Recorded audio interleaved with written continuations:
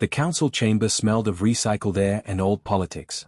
Ambassador Sarah Voss sat in the third row of the human delegation's designated seating block, a section politely labeled Observer Status on the seating manifest. It was a distinction that had always bothered her. Humanity had been an observer for 11 years. 11 years of bringing evidence, proposals, and formal petitions to the Galactic Council, and 11 years of being thanked, acknowledged, and ultimately dismissed. Today was supposed to be different. The petition she carried, document GSC 4471, formally titled the Human Security Compact Proposal, had taken 3 years to prepare. It outlined, with meticulous data and careful legal language, the growing threat posed by the Drevathai Syndicate. The syndicate was not an official state but a coalition of resource extraction corporations operating in the buffer zones between recognized galactic territories. Over the past decade, they had encroached on 17 human colony worlds, disrupted 2 deep space relay networks, and were responsible for the disappearance of the cargo vessel Endurance along with its crew of 208. Sarah had the evidence. She had the witness testimony. She had the economic projections and the navigational logs and the intercepted communications. She had everything. Councillor Zethari Veen of the Velhari Collective, who served as the current chair of the Council's Security Subcommittee, had reviewed the petition 2 weeks prior and called it thorough, if premature. The phrase had lodged in Sarah's chest like a splinter. The session opened with the standard ceremonial acknowledgement of the founding compact, spoken in the ancient trade language that most modern species translated in real time. Sarah did not use her translator. She had learned the original script herself. Another habit that had impressed no one. When her section of the agenda arrived, item 14, near the end of the morning session, she stood, activated her presentation module, and began. She spoke for 12 minutes. She showed the colony footage, the wreckage data, the coordinates of the relay stations. She cited interstellar law, pointed to 3 prior council resolutions that had set precedents, and formally requested 2 things. First, an official council designation of the Drevathai Syndicate as a hostile non-state actor. Second, authorization for humanity to establish a defensive perimeter in the affected buffer zones. When she finished, the chamber was quiet for a moment. Councillor Zethari Veen adjusted the collar of their formal robe, exchanged a brief glance with the delegate from the Sorani alignment, and then called for a procedural vote. The vote was not on the petition itself. It was a motion to defer GSC 4471 for further review, pending an independent assessment that would take no fewer than 18 months to complete. The motion passed. 41 votes in favor, 6 against, 12 abstaining. The human delegation's 6 representatives, observers, not full members, had no vote. They never did. Sarah Voss did not raise her voice. She did not slam her datapad or make any motion that would embarrass the delegation. She had been trained better than that. She simply closed her presentation module, gathered her materials into their case with steady hands, and looked at Councillor Zethari Veen for a long moment. The councillor met her gaze briefly, then looked away to review the next item on the agenda. Sarah walked out of the chamber. Her aide, a young analyst named Pell, fell into step beside her in the corridor. He kept his voice low. "Should I begin the appeal process?" "No," she said. "Then what?" She paused at the viewport overlooking the docking bays below the station. Humanity's delegation vessel, the UHSV Resolute, sat in Bay 31. Beyond it, through the far viewport, the dark of open space stretched unbroken in every direction. "Send an encrypted channel request to Admiral Mace," she said. "Priority 1. Tell him the council voted to defer. Tell him the clock started." Pell hesitated. "What clock?" Sarah looked at him. He was young, fresh from the diplomatic corps, still optimistic about procedure. She had been, too, once. "The one they don't know we started," she said. She turned from the viewport and walked toward the docking corridor. Behind her, the sounds of the council chamber filtered through the station's walls, already moving on to the next agenda item, the next species, the next problem that was not quite urgent enough to act on today. 48 hours. That was what they had agreed upon, she and Admiral Mace, in the quiet of contingency planning sessions no one else had been invited to. 48 hours after a failed petition, if no diplomatic resolution was reached, the contingency became operational. The council had voted to defer. The clock was running. Admiral Darren Mace was not a man who raised his voice. He had commanded 3 fleet engagements, overseen the evacuation of the Callisto Station disaster, and once sat across a table from a Drevathai Syndicate enforcer who had placed a weapon on the table between them. In none of those situations had he raised his voice. It was, his crew understood, the reason he was still alive and many others were not. He read Ambassador Voss's message twice, then set the datapad face down on the nav table. "XO," he said. Commander Yuna Cho looked up from the tactical screen on the far side of the bridge. "Get me a secure line to Earth Admiralty Command. And begin pre-deployment systems check on Fleets 3 and 7. Cho was quiet for exactly 2 seconds, long enough to register the weight of the order, not long enough to question it. "Yes, Admiral." The Iron Meridian was a heavy command carrier, 800 meters long, built in the Titan orbital shipyards and commissioned 12 years ago. She was the flagship of humanity's second deep space fleet and was currently positioned in the transit lane connecting Velian Station to the inner colonial territories, ostensibly on a routine patrol rotation. Admiral Mace had positioned her there deliberately, 4 months ago, when the council session dates were first published. Routine patrol rotations had routes. He had chosen this one carefully. The secure channel to Earth Command opened within 3 minutes. General Asher Parekh, head of strategic operations, appeared on the split-screen feed alongside 2 senior fleet coordinators Mace had worked with for years. "We received the relay," Parekh said, without preamble. "Petition deferred." 41-6, Mace confirmed. The Velhari chair didn't even let it go to full discussion. Parekh's expression did not change. She was a precise woman, careful with her reactions in the same way Mace was careful with his words. "And your assessment of their awareness?" Mace thought about that for a moment. "I believe the Council thinks this is the end of the conversation. They understand human patience as procedural. They expect another appeal cycle." They would be incorrect. "Yes." Parekh folded her hands on the desk in front of her. "The contingency is authorized at the discretion of Field Command. You have operational control, Admiral. Standing orders apply. Rules of engagement as filed under Protocol 7. No offensive action, no territorial claims, full defensive posture and perimeter enforcement only." "Understood." "Mace." She paused. "The goal is not confrontation. The goal is visibility." He understood the distinction. The galaxy needed to see, clearly and without ambiguity, what humanity was prepared to do when its people were threatened and its diplomatic requests were buried in subcommittees. Not aggression. Not conquest. Presence. Resolve. The kind of demonstration that rewrote assumptions. The channel closed. Mace turned back to the bridge. Commander Cho had already begun the pre-deployment sequence. Status indicators on the tactical board were shifting from amber to green in clusters, engines, communications, weapon systems registering standby ready. "Get me Fleet 3, Mace said. And open an encoded burst to Fleet 7's advance element. Tell Captain Droven to move to the Kelrath buffer coordinates we designated in the contingency files. No active transponders until I authorize." "What are we calling this operation?" Cho asked. Mace looked at the tactical board, at the constellation of green lights representing ships and crews and the colonies behind them. 208 crew on the Endurance. 17 colonies with disrupted supply lines. Families who had filed missing persons reports that the Council had categorized as unverified incidents pending investigation. "Call it what it is," he said. "Operation Threshold." Over the next 6 hours, without any announcement, without any public statement, and without any notification to the Galactic Council, 4 to 7 human vessels began moving into position. Carriers, destroyers, logistics ships, and a sensor array deployment contingent that would give Fleet Command a real-time picture of the entire buffer zone. They moved at normal transit speeds, using established commercial lanes, and they carried no weapons on active status. They were simply going where they had every legal right to go. The Galactic Council, still in session at Velian Station, continued deliberating the 17 items remaining on the afternoon agenda.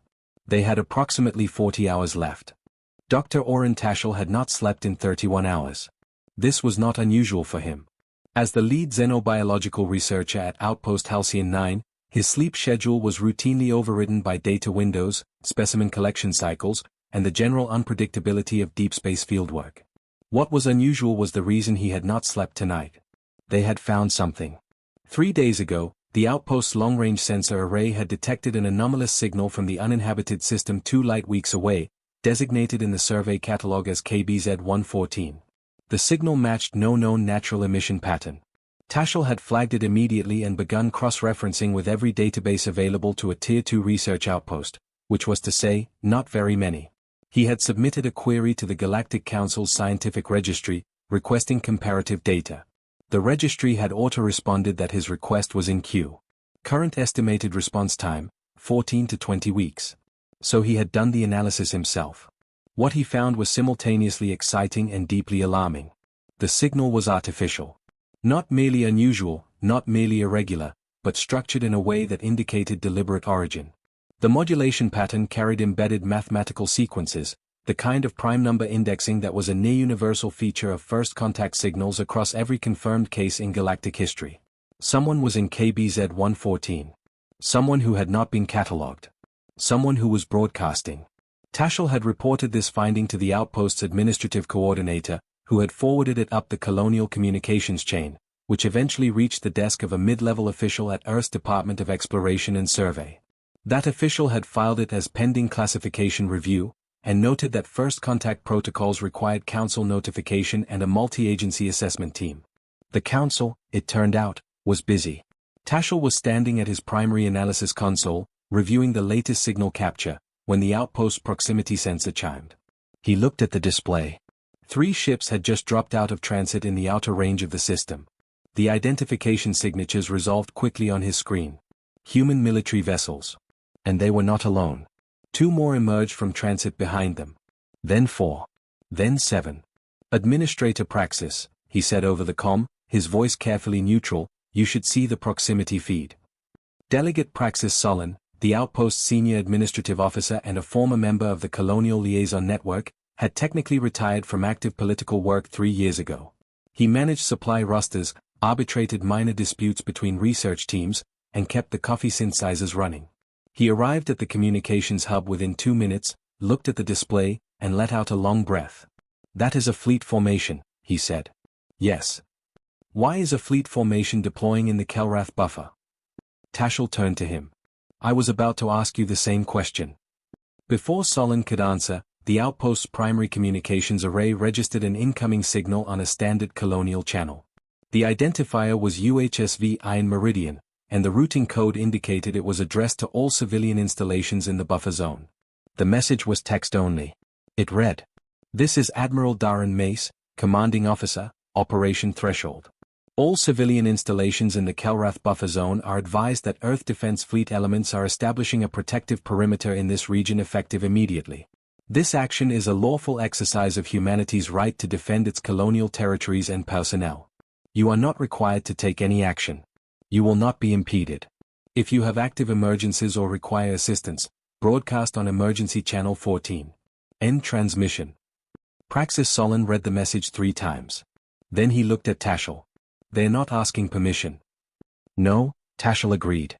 The council is going to hear about this. They already know. Or they will very shortly. Tashel turned back to his analysis console. The signal from KBZ-114 was still playing on the secondary screen, its mathematical sequences cycling through their patient, ancient repetition. Someone out there was waiting to be heard. He understood the feeling rather well. What do we do? Solon asked. Tashel saved his latest analysis file and began composing a new report. This time, he addressed it not to the colonial communications chain. He addressed it directly to the office of Admiral Mace. We tell them what we found, Tashel said. The situation out here is more complicated than anyone in that council chamber knows. The fleet needs this information. And right now, they are the only ones who will actually do something with it. Outside the outpost's viewports, the lights of human warships moved steadily into position, forming a constellation of quiet, deliberate resolve across the dark of the buffer zone. Somewhere in KBZ-114, an unknown intelligence continued to broadcast its signal into the silence. It would not be silent much longer. Commander Yuna Cho had been a naval officer for 14 years, and in that time she had learned to read the mood of a ship the way a doctor reads a patient. The Iron Meridian was quiet. Not the quiet of inactivity, but the focused, calibrated quiet of a crew that understood what they were doing and why. 4 to 7 ships were now in position. The perimeter was established. Cho was reviewing the deployment confirmation logs when the message from Outpost Halcyon 9 arrived. It was addressed to the Admiral, flagged urgent, and signed by a Dr. Oren Tashel, whose name she cross-referenced in 2 seconds, xenobiologist, Survey Corps Reserve, clean record, no political affiliations. The kind of person who sent urgent messages because something was genuinely urgent. She read the summary first. Then she read the full report. Then she walked directly to Admiral Mace's briefing room. "Sir," she said, placing the datapad on the table in front of him, "you need to see this." Mace read in silence. He had the rare ability to read quickly without looking like he was rushing, absorbing information at a pace that never seemed hurried. When he finished, he set the pad down and looked at her. An artificial signal. Structured. From an uncatalogued system inside the buffer zone. Yes. Dr. Tashel's analysis is solid. I had our signals team do a quick verification on his methodology. They agree with his conclusions. Someone is broadcasting from KBZ-114, and they have been for at least 2 weeks, possibly longer. Halcyon 9's array range is limited, so the actual duration is uncertain. Mace was quiet for a moment. Does the Council know? Tashel submitted it to the Council's scientific registry 3 days ago. It went into a queue. She paused. 14 to 20 weeks estimated response time. Something moved across Mace's face. It was not anger. It was the expression of a man recognizing a familiar pattern. So we have a potential first contact signal in a zone the Council refused to designate as significant, he said. In a region where the Drevathai Syndicate has been operating. And no one was going to know about it for 20 weeks. That is an accurate summary, sir. Mace stood and moved to the tactical display table. The holographic projection showed the buffer zone, the fleet's position, and the nearby systems. KBZ-114 was a small marker, unremarkable in the catalog data. He stared at it. "Get me Dr. Tashel directly," he said. "And I want Captain Drovan to detach the Vera Cruz and the Linden from his element and move them to the edge of KBZ-114 system boundary. Observation posture only, no active emissions except passive sensors." "And the signal?" Cho asked. "We listen. We do not respond yet. Not until I understand what we are listening to." He paused. "And get Ambassador Voss back on a priority channel. She is still on Velian Station. She won't be happy about being kept in the dark until now. She will understand the operational reasons. She always does." He looked at Cho. "She is also going to want to know about this before the Council does." Cho nodded and moved to execute the orders. As she left, Mace turned back to the tactical display. The fleet was positioned. The perimeter was holding. The Drevathai Syndicate had already begun responding to the human presence, with 2 of their patrol vessels backing away from the buffer zone's edge within an hour of Fleet 3's arrival. No weapons. No communication. They had simply moved. It was a small thing, but it was legible. The Syndicate understood presence. Now there was something else in the buffer zone. Something older, possibly. Something that had been here before the Syndicate, before the human colonies, before anyone had drawn boundary lines through this particular patch of space. Mace thought about what it meant to arrive somewhere and find that someone had been quietly waiting. The signal from KBZ-114 was playing on the briefing room's secondary audio feed now, rendered into a frequency range the human ear could process.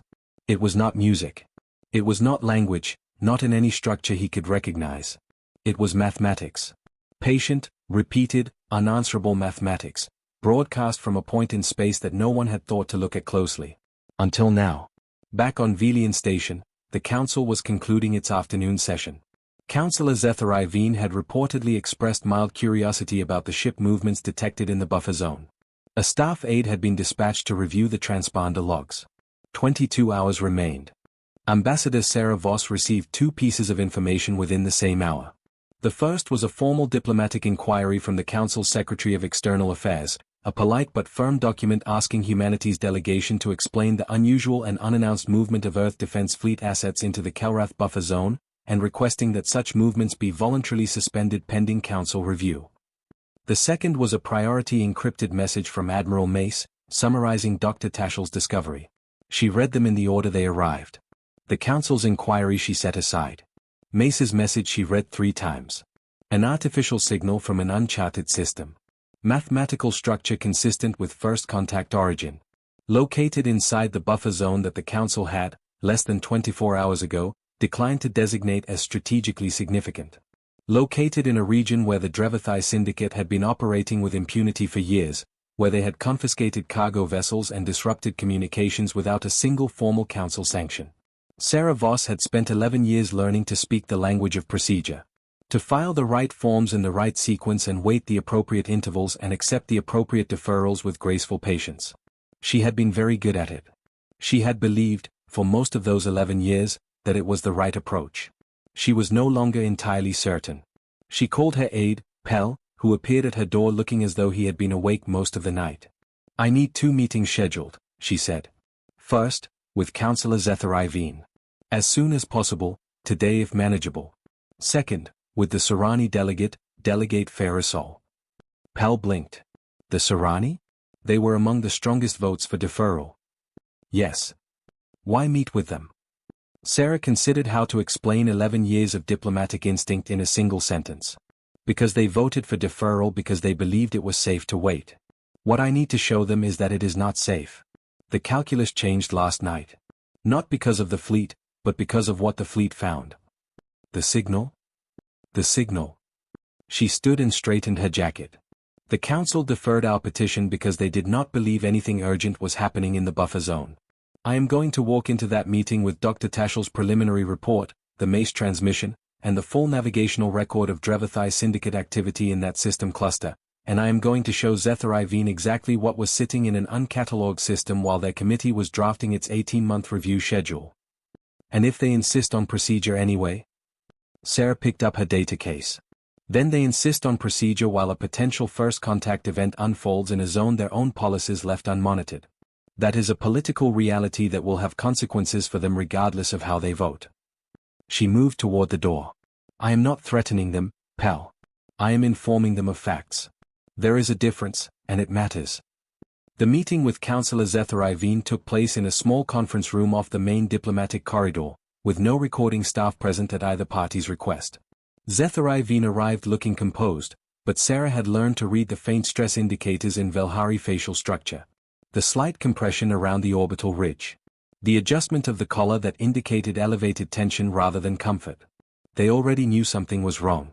She presented the data without commentary. The signal report. The MACE transmission. The syndicate patrol records for the KBZ-114 system cluster. She gave Zethar-Iveen 12 minutes to review it. When the councillor looked up, Sarah spoke first. We did not move the fleet into the buffer zone to threaten the council, she said. We moved it because our people were being harmed and our requests were not being heard. And because a field researcher at a Tier 2 outpost, with no political agenda, found something in that zone that the entire galactic community may need to understand. Dr. Tashel's report has been with the registry for 3 days. His estimated response time was 20 weeks. Zethar-Iveen was quiet for a long moment. You understand, the councillor said finally, that an unauthorized fleet deployment is a significant matter under the founding compact. Yes, Sarah agreed. I also understand that humanity has full sovereign authority to position its own defensive vessels in buffer zones adjacent to its colonial territories. We are on firm legal ground. We are asking you to be on the right side of the situation that is now developing, rather than managing the political fallout of having missed it. Zethar-Iveen looked at the signal report again. I will need to convene an emergency subcommittee session. Of course, Sarah said. I would recommend doing so before this information reaches the broader council through unofficial channels. Which it will, within hours. She left the conference room and headed toward her second meeting. 12 hours remained on the clock. But she no longer thought of it as a countdown to confrontation. It had become a countdown to a different kind of reckoning. Captain Rail Droven had given his crew a simple standing order upon arrival at the KBZ-114 system boundary. Listen carefully, touch nothing. The Veracruz was a medium-range tactical cruiser, not a science vessel, but her sensor suite was among the most advanced in the fleet. Droven had detached her from the main element at Admiral Mace's instruction and positioned her at the edge of the system, far enough to observe without intruding, close enough to receive the signal with high fidelity. What he had not expected was for the signal to change. For 2 days, it had been consistent. The same mathematical sequence, cycling through its patient repetition. Prime number indexing, harmonic intervals, the universal grammar of first contact that every spacefaring civilization had eventually learned to recognize. Now, 8 hours after the Veracruz had taken up her observation position, the signal shifted. Not ceased. Not degraded. It shifted, incorporated new elements, responded. The signals officer, Lieutenant Tiva Oshin, turned from her console with an expression Droven had rarely seen on her face in 3 years of service together. It was not alarm. It was something closer to awe, carefully contained. "Captain," she said, "the signal has modified its structure. The new elements are a direct mathematical response to our own passive sensor emissions. Specifically, our long-range array's standard electromagnetic signature. They know we are here." Droven crossed the operations deck in 4 steps. "Passive only?" "Passive only, sir. We've been running exactly as ordered, no active broadcasts. But our sensors have a passive emission footprint, same as any ship. They detected it." She brought up the side-by-side analysis on the display. The original signal structure was displayed on the left. The new variant was on the right. The modification was unmistakable. Embedded within the standard prime number sequence was a new layer, a structured set of intervals that reflected the electromagnetic frequency bands of the Veracruz's own sensor array. Whatever was in KBZ-114 had noticed them, and had incorporated that observation into its broadcast. "Get me Admiral Mace," Droven said. The channel opened in under 2 minutes. Mace listened to Oshin's technical summary without interruption, then asked 3 specific questions about the methodology and the confidence level of the analysis. Droven had always appreciated that about the Admiral. He did not react to information. He processed it. "Captain," Mace said, "I want you to maintain your current position and posture. Do not alter your sensor profile. I am going to request that Dr. Tashel transmit his current analysis to the Veracruz directly, and I want your signals team working alongside him.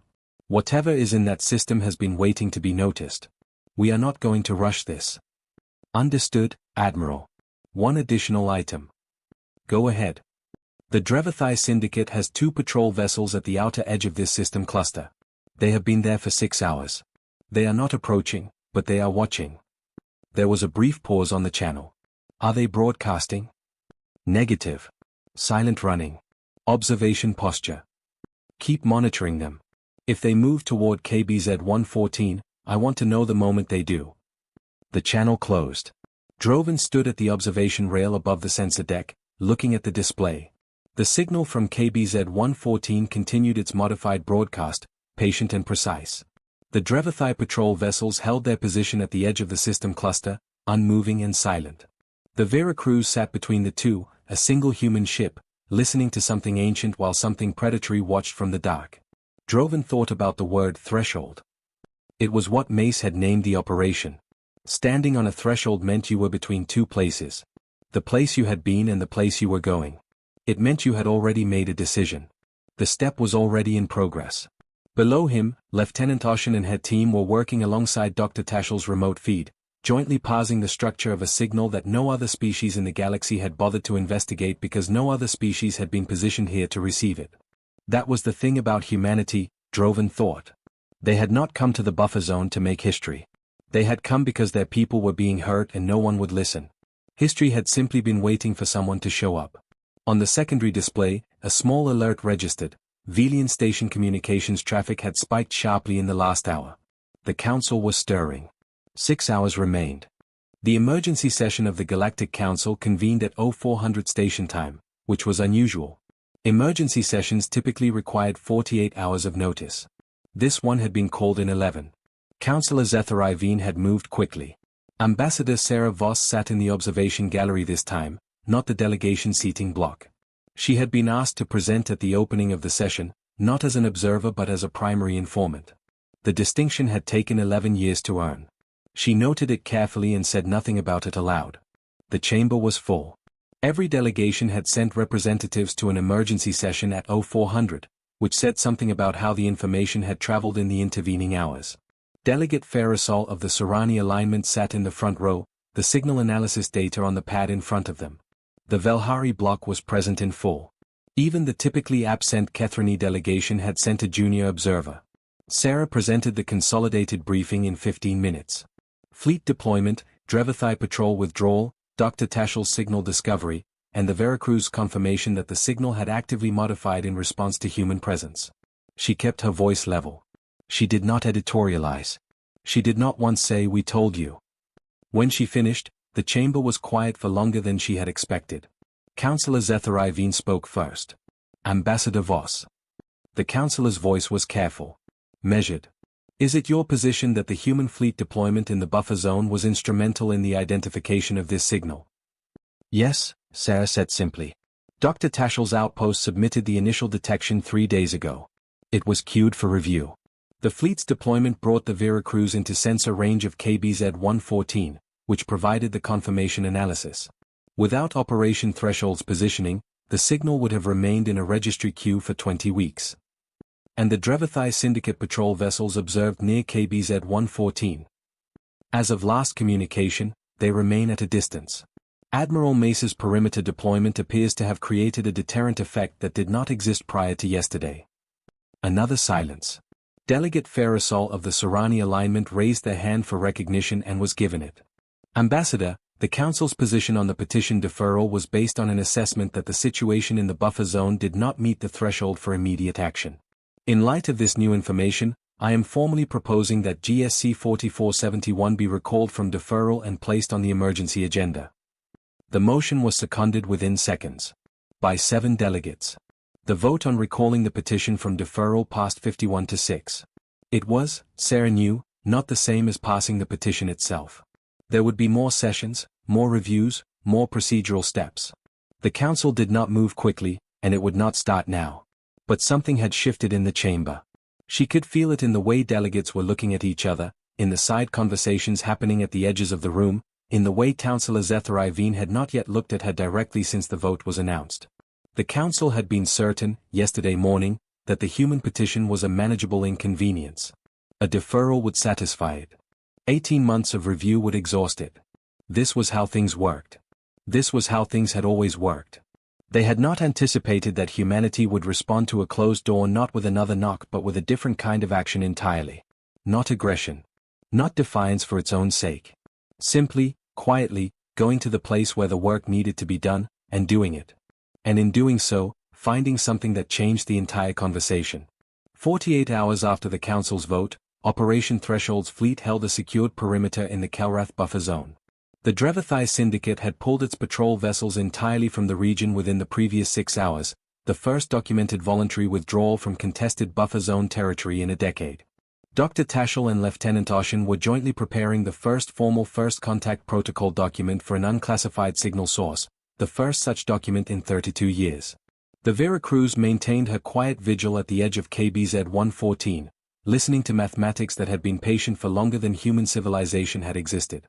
And in the council chamber of Velian Station, 51 delegates were reconsidering their position on a petition they had voted to ignore less than 2 days ago.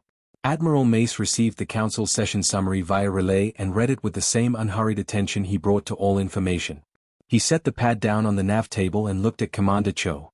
The council is recalling the petition to active consideration, he said. Cho nodded. Do we stand down? Mace thought about it.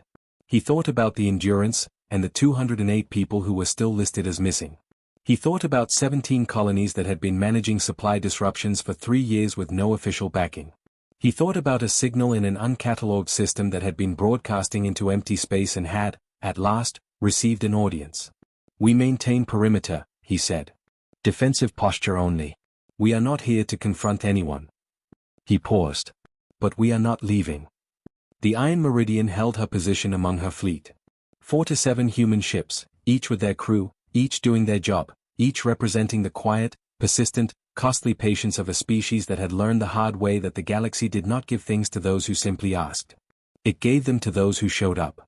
Out in the dark of KBZ-114, the signal continued. And now, for the first time, it was being answered.